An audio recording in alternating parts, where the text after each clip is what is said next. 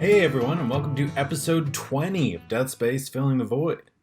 How was your Halloween? Did you have a good Halloween? It was a lot of fun here outside of Charleston, South Carolina. Jamie, Ollie, and I all dressed up wearing like skeleton kind of. Like mine was it had like a suit jacket and pants and looked like bones, and Jamie's was like this really comfortable sweatshirt that looked like bones. And we sat out there. Ollie, our dog, had a skeleton, his glows in the dark outfit as well. So we really had a strong theme out there. Sat outside with a couple of collapsible chairs, had some beers, giving out candy, talked to the neighbors. Just a great time. A lot of fun. First time I've been able to participate in Halloween, giving out candy. I lived in New York City my entire adult life, and it's not as easy to participate in that way. I don't know what kids really do. I think they do like a trunk or treat, or but not everyone has cards. They just have like a little area, or they do it at the school or something, just to keep the kids safer. I guess Halloween passing marks the end of watching scary movies every single night. My sleep will thank me. Rewatched Scream as a part of that, and there was one part that made me almost laugh. It's where Nev Campbell's character is talking to her boyfriend. They're getting intimate, and she's like, "I know it. I know I've put you through hell. You know, being sad about my mom's murder." It was like, and then she was like, "I got to get over that." It's like that was a year ago. That was only a year, and it was like the anniversary. So of course you're gonna feel sad. So I don't know. I was kind of yelling at the screen, being like, "Come on, would you put him through?" Nev, take care of yourself. So yeah, I just thought that was weird. And that's not good messaging. Grieve on your own time, and don't say sorry to other people. Like I was being an ass. I mean, he ended up being, spoiler alert, but he ended up being the person who caused that grief. So that's really tangled in not needing to apologize. So yeah, I hope you all had a good Halloween as we move into November here. I'm also extremely proud and humbled that Death Space last week hit the milestone of 1,000 downloads. Thank you so much for listening, and I'd love it if you'd tell a friend. I think word of mouth is a big way of how we find out about shows, podcasts, books, you name it. So that would be really helpful. And yeah, thank you just so much for listening. And we have another great episode today. I interviewed Faith Wilcox about journaling for grief. Faith lost her daughter at an extremely young age to a rare form of cancer that came on really fast. Her leg was bugging her, and then unfortunately, a year later, she was gone. And Faith walks us through that journey, and extremely heavy emotional situation, and how journaling helped her get through that, and how now she helps families in Boston use journaling to help them with their grief, whether it's a kid who's going through medical issues, their parents, adults, anyone. And yeah, so she had a lot of good tips on how to get started, the merits of journaling, and stories of how journaling have helped her and people with the program that she runs. So I'm extremely excited to play this interview for you. I think it could be really helpful for a lot of people. But before we get to that, I just want to remind you, if you're liking the show, to please remember, rate and review it, and to check the show out on Facebook, Instagram, Twitter, and YouTube. All right. Thanks again for all your support, and enjoy the interview.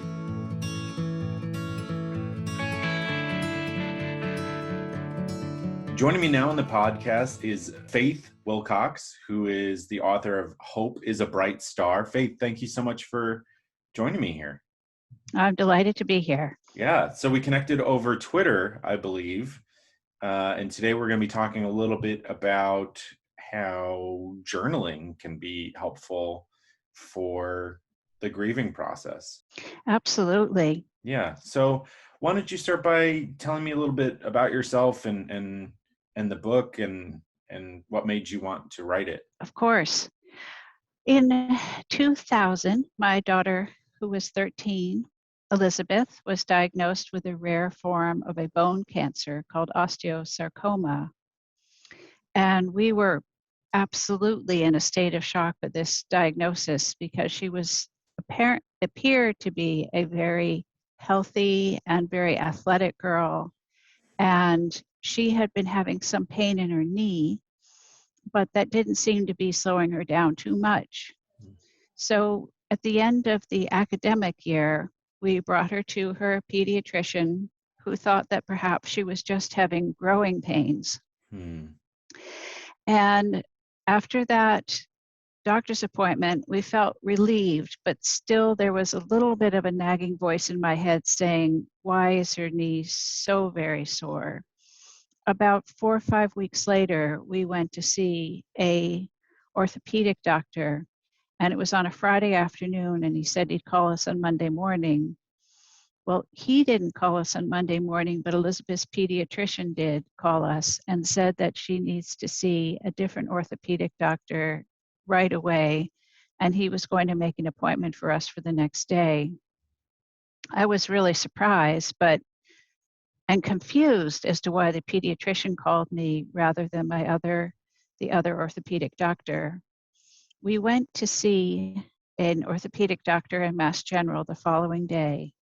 And when I walked into the room, on the placard, I saw it said orthopedic oncology. And I was absolutely blown away. I actually stood in front of the placard so my daughter wouldn't see the sign. But when we were inside, it was obvious that people were there who had fairly major problems. They were people who had legs amputated, or people who had necks in braces, and people had walkers. And it was a very heavy environment to be in. Yeah. So the pediatrician didn't just like you need to go here and just didn't provide any other background or what they were thinking. So you were Absolutely taken not. back. I Oh wow. I had no idea. So during that day, it unfolded in a very, very rough and rugged way. After the after the orthopedic doctor told me that Elizabeth had a growth in her underarms and in her groin, he immediately sent her to get some blood tests done. And it ended up being about a 10-hour day of different diagnoses being done. And we had a CT scan done that night, and it was just a really, really intensive day. And by this point, we knew something really serious was going on.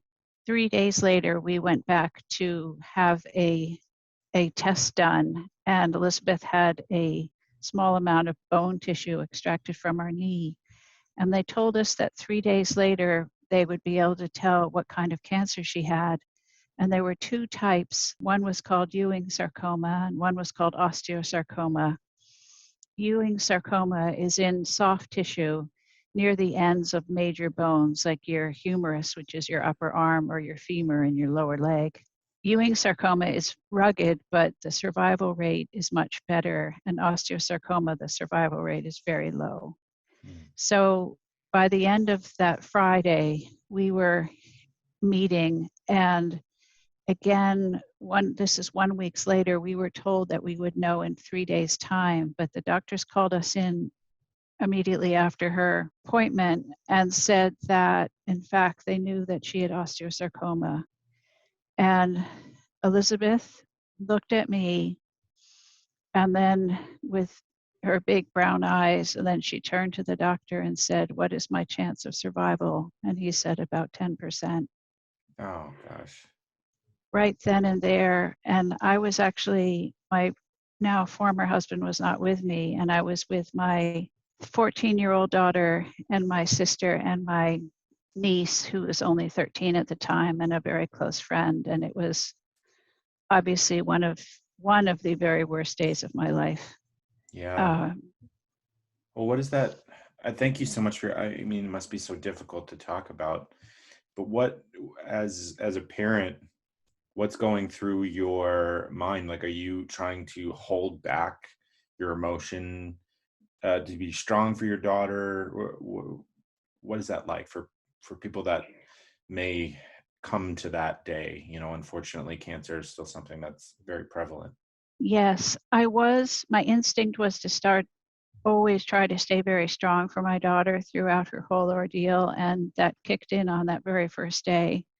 but it was such a shock to all of us. I remember leaning against the wall and my heart pounding so very, very hard. I felt like everyone could hear my heart pounding. It was it was so Mm-hmm. loud in my head. But I just tried from that day forward to stay as strong as I could for her. And when I wasn't with her, I often fell apart. But I didn't really want her to see that side of me. She obviously sensed that I was in shock as well, and she, I'm sure, sensed that I was sad. But I did my very best to hide, well, yeah, hide that from her. Mm-hmm. So I'd recommend to parents just from the get-go to get as much support as you can, because it's a very, very long and difficult journey. And whether the support becomes from friends or family or a church community or a synagogue community, whatever community that you connect with, because there is so much that needs to go on, including not only many, many trips to the hospitals and often many surgeries and procedures, but you need the love and support of those around you to help with your, if you have another child, to help with the care of the other child, and just to help in some of the running of the home. Mm-hmm. Sometimes I was so very fortunate. I had some girlfriends who really stepped up after about 3 months, and they started to spend some nights in the hospital with Elizabeth. It's, I don't know if you've ever spent the night in the hospital, but you're woken up, I don't know, 3, 4, 5 times a night. And as a parent, you'd sleep in a chair. They had these pull-out chairs, which, as it sounds, not very comfortable. Yeah, it's like sleeping on a Um, bus. it's like sleeping on a bus, Yeah. exactly. I was just getting really worn thin by the whole procedure. And when my girlfriends would come in and spend the night, that would give me the opportunity just to have a night of rest. And everything that someone else can do for you is very, very appreciated by that parent. Mm-hmm. Oh my goodness. Yeah, because you're so focused on caring for your daughter that you're unable to care for yourself at times, so that support is very helpful.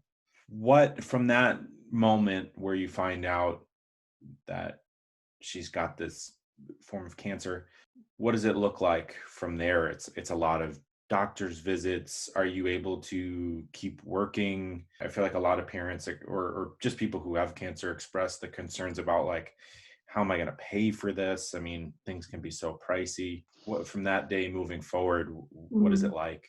It is enormously stressful, and people don't always appreciate the financial stress and the stress of Hmm. the medical costs on top of everything else. I was working in residential real estate, and I was very fortunate in that a few of my friends and partners took over a lot of my work. I mean, they took over 80% of my work. So had I been working in corporate America, which I had done previously, I would have probably applied for a Family Leave Act, which means that you can leave your job for up to a year. You don't get paid. But I couldn't have handed over Elizabeth's care to somebody else. I just couldn't have. She needed me to be with her. So my current situation then was very flexible, and because I was so fortunate that my friends were willing to step in, my real estate friends, and do my work essentially. And then we did have one time where Elizabeth, when she wasn't doing well after 4 months of intensive chemotherapy treatments, which means she would go in and she would have her chemo and she wouldn't be released till about 1 week later because her blood counts and her white cell counts and everything was always so abysmal. It That poor really, girl. oh, it really knocked her out. Ugh. And I know sometimes there are chemotherapies now where people can go in by the day and they might feel horrible, but they're not as wiped out, and the doctor's totally uncomfortable releasing them to go back home.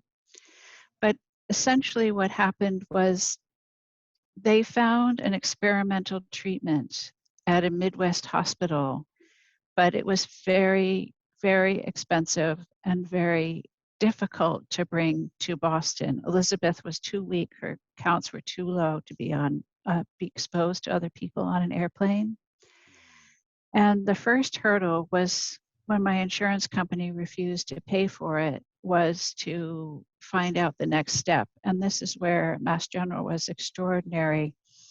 And they actually was in a meeting with the head of the essentially sort of like the CDC, but for Massachusetts, and a Harvard public policy healthcare staff was there, and they basically made a petition to my insurance company that Elizabeth be able to receive this treatment.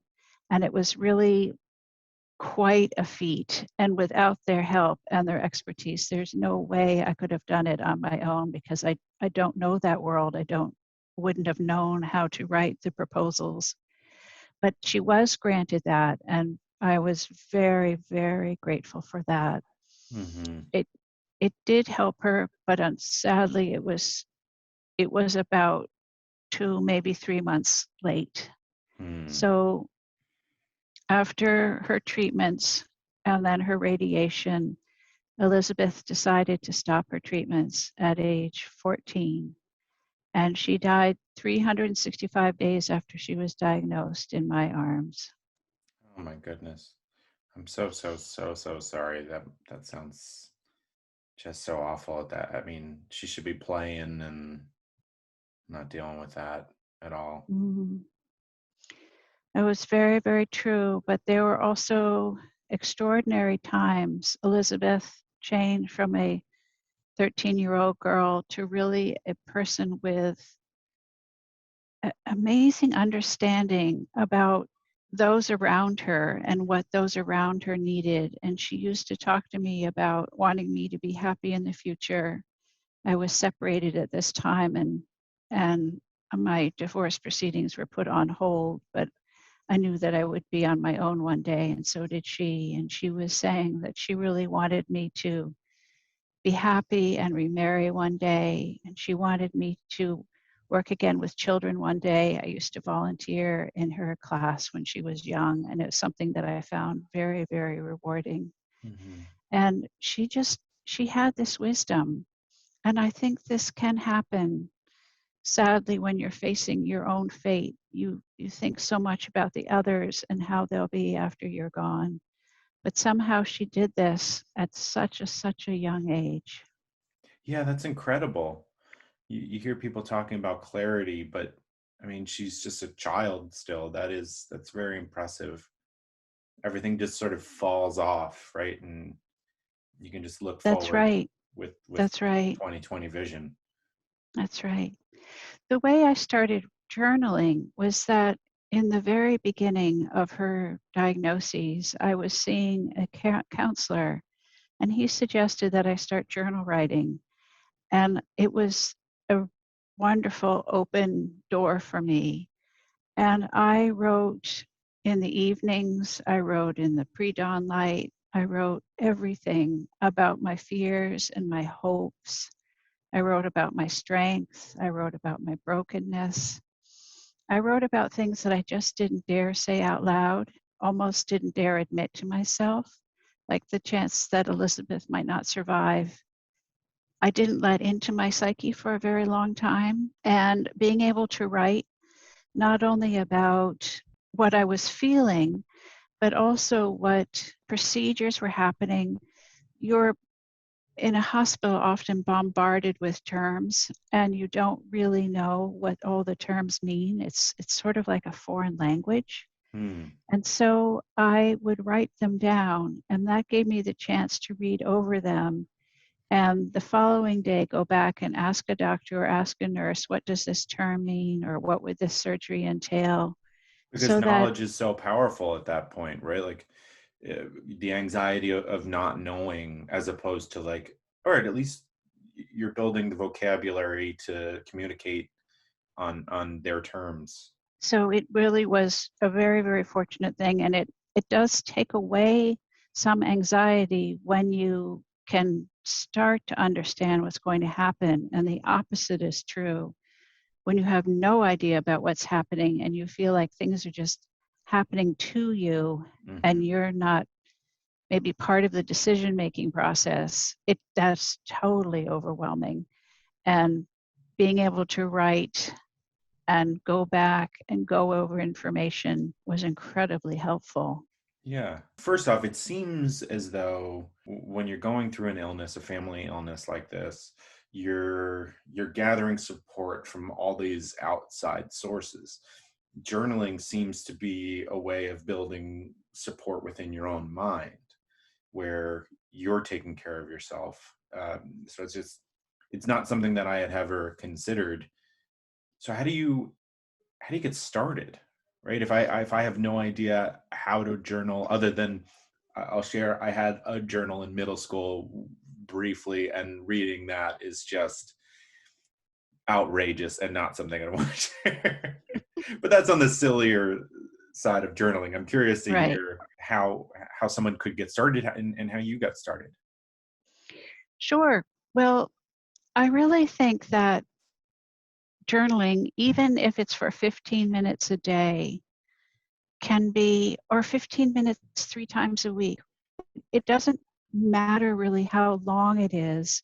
It does matter that you do it with some frequency, because you'll get your ideas will be flowing a little bit better if you do it with some frequency. And there's been a lot of research done, which is really, really interesting. I knew how beneficial it was to me, and I journaled for many, many years after Elizabeth died. And in fact, my journal writings led to me writing my memoir. But the research that has been done has really been fascinating.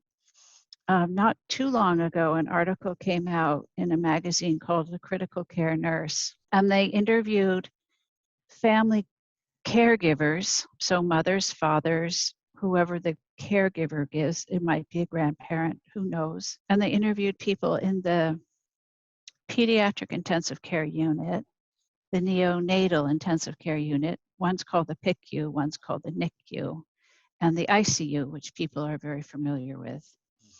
And in the beginning, in the pediatric intensive care unit, they had one group of mothers who wrote for 15 minutes a day for about a month.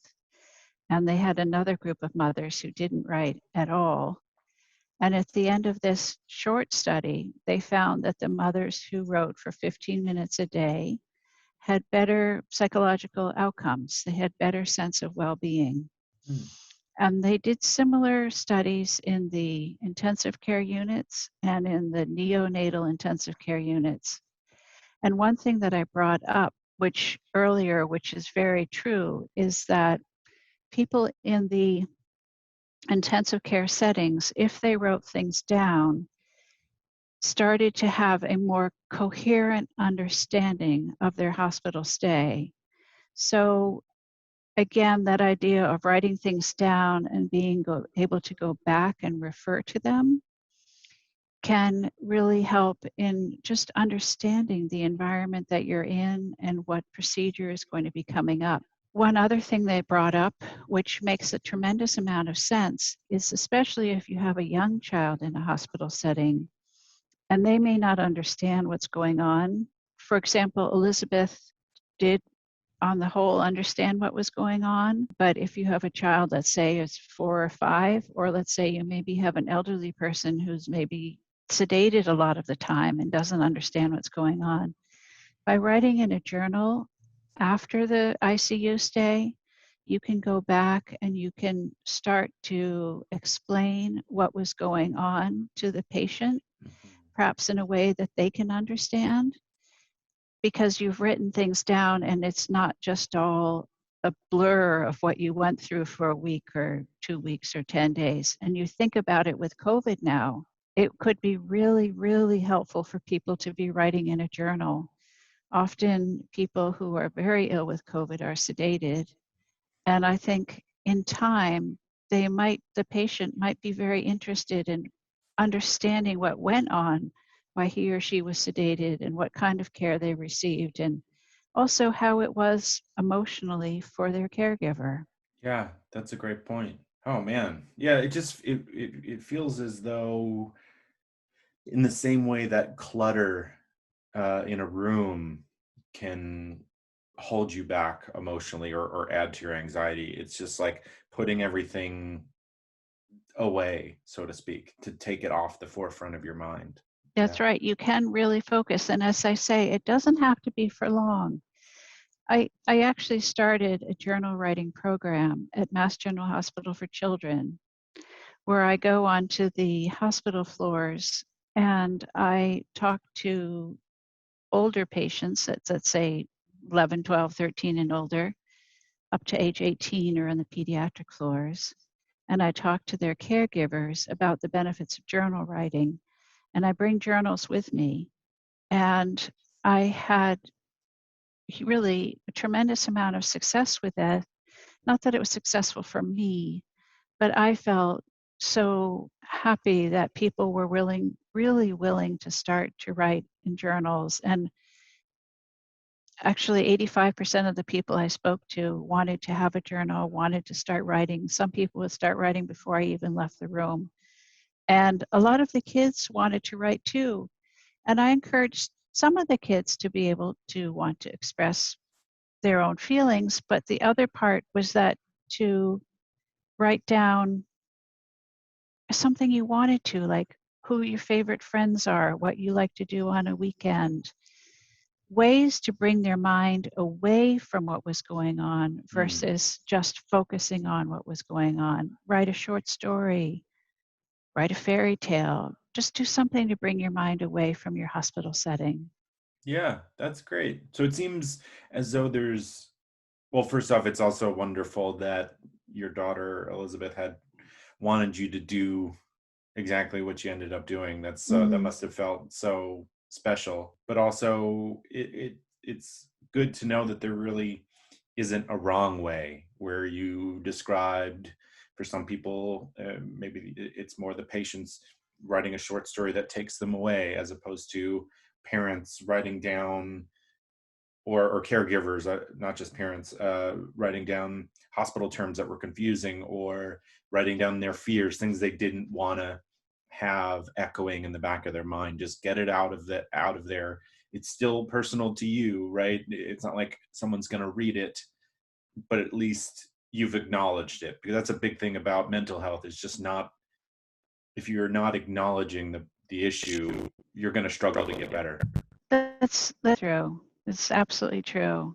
What I ended up doing was taking the many journal writings that I had, and I started to think that there is a story here. There's a story of Elizabeth's courage and strength and wisdom. And there's a story about a mother's grieving and healing. I went on a long journey. And it's not to say that I'm 100% and I don't, and that I do miss Elizabeth every day. But I found that you can find new meaning in life. There's hope for new life. It's a different life, but can be a very good life. For example, I found new meaning by starting this journal writing program at Mass General Hospital. I also changed my work and I started working at a school. I was the director of communication at a school for children who had language based learning disabilities, and I found that to be very rewarding. So there are paths for the future, and I'm hoping that in Hope is a Bright Star, I give people hope for their future, that even though one sometimes in life sadly have to go through very traumatic events, it doesn't mean that life will end then and that the rest of your life has to be overwhelmed with sadness, but that you can in time, and it might be 5 years down the road, it might be 10 years down the road. Who knows the timing? Everyone's grieving is different, and there's no right time or wrong time. But it does ebb. It does the sharp edges get softer, and that you do have the possibility of finding new meaning and rewarding life again. That's so beautiful. Yeah, I love that message. I think it's very important for people to hear, especially people who recently lost someone, and it can feel like the weight of the world is on their shoulders, and they can't necessarily see the path forward. That it doesn't go away, but you can manage it, you can handle it, you can keep going, and eventually it gets easier. Yes, it does. And another thing that I bring up in Hope is a Bright Star is to try to find ways that you can find comfort and peace. Now, again, it's going to be different for everyone. For me, I found a lot of comfort being in woodland settings, walking along trails, or walking by the sea. I actually am a swimmer, and so is Elizabeth, and I find tremendous comfort swimming in a lake or swimming in the sea. I also love to bake. Simple things like baking, writing, reading, gardening for me, things that just in a way sort of peel away the outside world and just let me be in a quiet space are always very rejuvenating for me. Now, some people might be the opposite. Some people might need to be, who are more extroverts, might get their energy from being with other people, maybe being Hmm. the leader of a new organization. But I think it's important to really listen to your inner voice and find that ways that you can find those times that bring you comfort and peace and back to a sense of equilibrium. Yeah, that's absolutely true. And just taking scans of your mental well-being, like how am I actually feeling, and being honest with yourself. And if something's not working for you, making that switch, not continuing down a path that isn't working for you. Yeah. Right. I remember the stress I felt having to switch from Final Cut Pro to Premiere. They're both video editing software. It can be daunting to switch or have to continuously learn a new program. In fact, I learned Premiere by telling a company that I knew Premiere when I didn't. And I just figured it out and really threw myself into the pool to make sure I knew it because I knew I needed to know it. So learning software is very important, especially if you lied and need to catch up. Today's episode is brought to you by My Software Tutor. Are your Excel skills optimized for your current job? Do you know the basics but need to learn more? My Software Tutor offers 3 levels of real-time Zoom-based courses with a live instructor. Yeah, I need a live instructor. There's a lot of video tutorials out there, but having someone ask questions feels a lot better, a lot easier. They all deliver practical, functional business skills in a friendly, supportive environment. These courses will increase your marketability, whether you're an employee, job seeker, consultant, or contractor. Register at mysoftwaretutor.com and use the promo code POD20 to save 20% off all registrations. Today's episode is also brought to you by The Cardist. This is a service that basically helps you mail cards with a special message on the inside. They help you write that. That's amazing. Because Jamie's always laughing at me because I usually just write the person's name, Dear so-and-so, and then at the end, just write, love, Pat and Jamie. Just when you get to writing the card, you feel so put on the spot.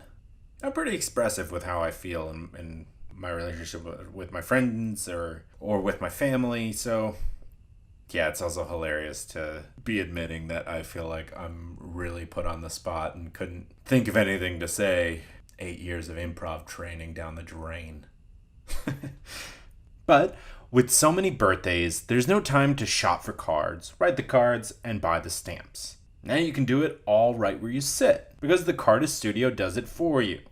That's great. I want more things where people do it for you. Make your life easier. Introducing a writing specialist for the message inside your greeting cards. The Cardist Studio creates your message, writes it in the card, and mails it for you. The post office.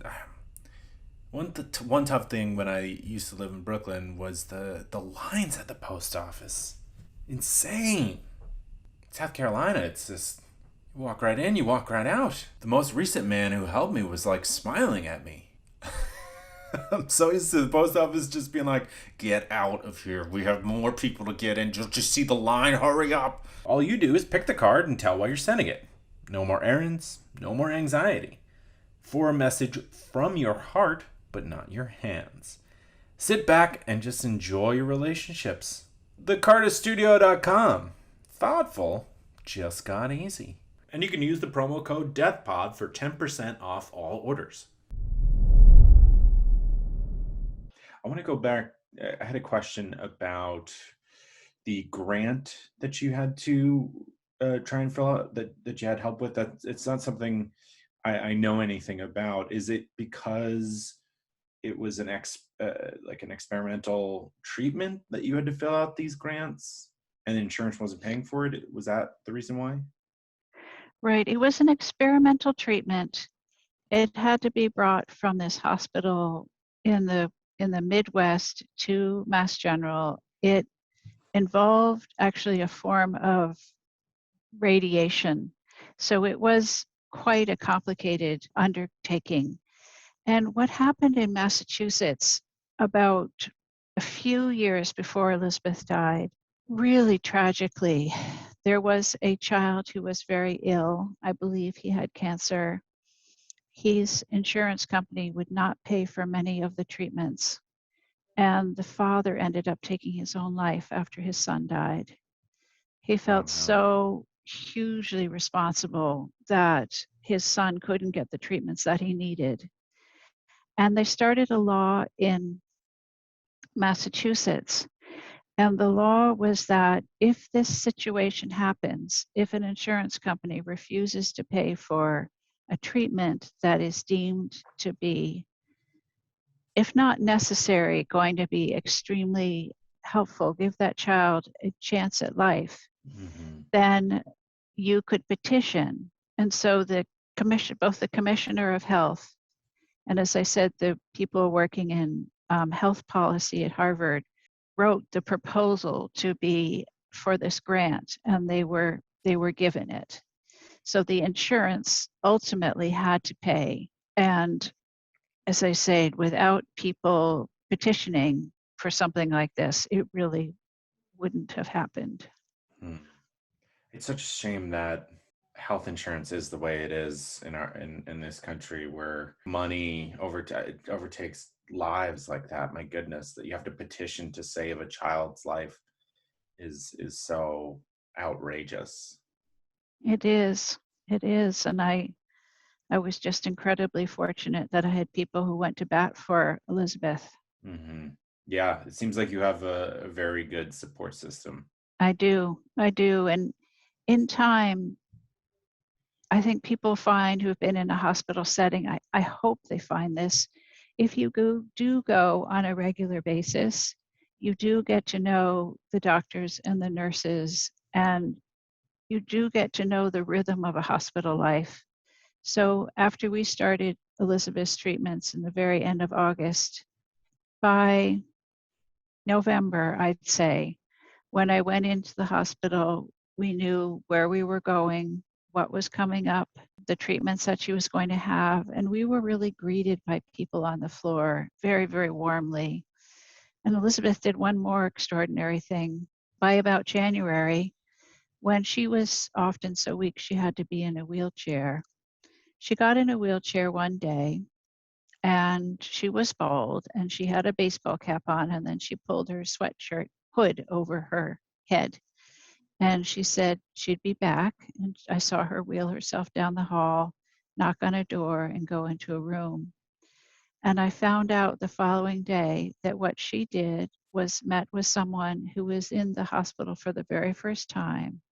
And the parent said to me that Elizabeth shared what would be going on in a treatment, but in a way that a child could understand, and had really assured them that it was going to be okay, that their first round of chemotherapy was going to be rough, but it was going to be okay. And the mother said Elizabeth took away so much of their anxiety because they had someone who'd been there and who understood and who could explain it to their child in a gentle way. That is, I mean, I'm sure that just fills your heart with so much warmth, like a bowl of soup, right? Just, Yes, oh my gosh, absolutely. the empathy Absolutely. and understanding that she showed to help that family I'm tearing up a little bit just thinking of it. That's incredible. She really became like when she was strong enough, she became sort of the greeter for the floor for people coming in for the first time. Ah, that's amazing. So let's say I'm someone that you bump into or someone you're looking to work with at the hospital. How do you start that conversation, and how do you think that journaling would be good for me? How does that conversation what does that conversation look like? Sure. First, when I knock on the door, I just assess what's going on in the room and if it's a good time for me to talk. And I ask if it's a good time for me to share something. Hmm. And they may say yes, or they may say, please come back in a half an hour, whatever works for them. And then I actually have my journals in a bag with me. And I talk to them about, just as I did a little bit earlier, about the benefits of journal writing, how it benefited me personally, but also some of the research that I spoke about, how that it's known to have helped caregivers who are under intensive amounts of stress in different ICU settings. And I think most people find that quite interesting. Some people are familiar with journaling because they presently do it. Some people journaled when they were in, let's say, middle school or high school because it was like required of them. And some people have really never even heard of that concept. But I found that most people are really, well, most people wanted to give it a try. I also said it's something that you can do for yourself. It's not the same as a meditation, but it's taking 15 minutes aside just for yourself. Hmm. Now, of course, you can write for longer than that, but the idea is that it doesn't have to, you don't have to say, oh my goodness, I need to clear an hour out of my day, because when you're the caregiver for a very ill person, you probably don't have an hour of the day. But most people have 15 minutes to set aside. And then I also have writing prompts that I bring in. And the writing prompts are from artists often or musicians and their quotes.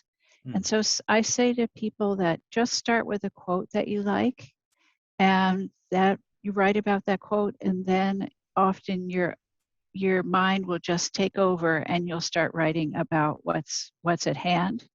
But sometimes just to break the ice and get one engaged, it's a good idea just to start with a quote. And so I have a couple of pages of writing prompts. I also have some writing prompts for adolescents because those are different. I found the writing prompts, like sometimes I'd take something from Harry Potter or from Winnie the Pooh, or just an author or a book that they might relate to more.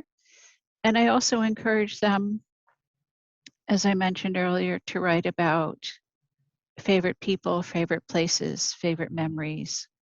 And for adults too, certainly writing about favorite memories can be a really good way to start engaging in writing.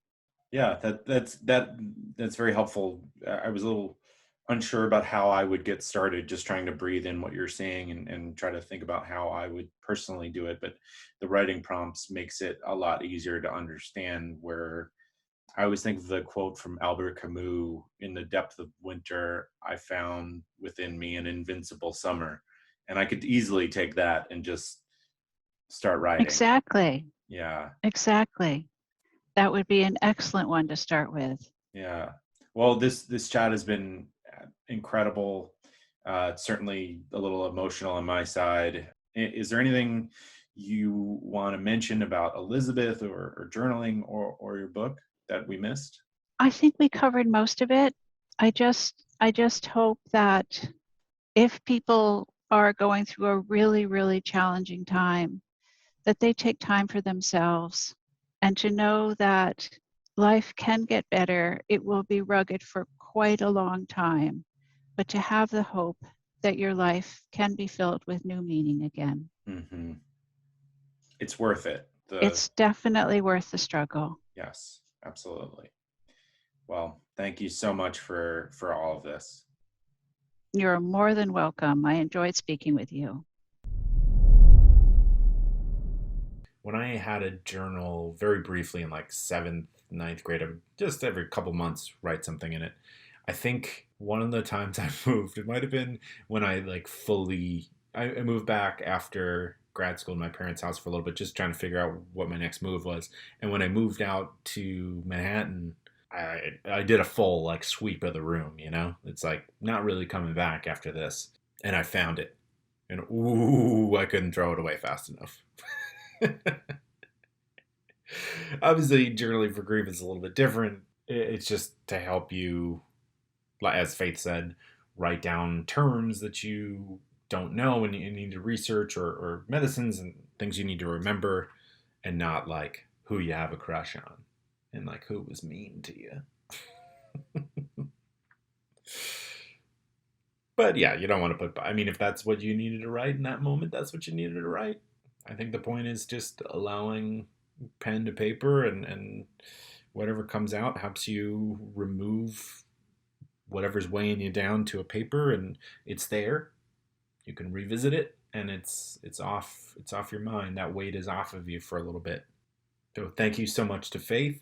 I hope you found this episode helpful. If you do start journaling, I'd love to hear how you got started, because that's a big thing. It feels like going from nothing to starting to write. You know, you can feel a little bit lost. So I'd be curious to hear what's working for you, what didn't work for you, and maybe we can communicate that back out to other people to help them, because it certainly could be helpful. All right, before we go, just want to mention my other podcast, That Gives Me Anxiety, available wherever you get your podcasts. Whatever you use to listen to this, you can use that same platform. It's a show where we talk about the things that scare us and break them down and hopefully make them a little less scary, or find ways to handle our anxiety a little bit better. I'm currently working on recording season 3 of that right now, as I'm publishing season 3 of Death Space, Filling the Void. So yeah, give that a shot. All right. Well, as always, thank you so much for listening. Have a great week, and I'll talk to you Thursday.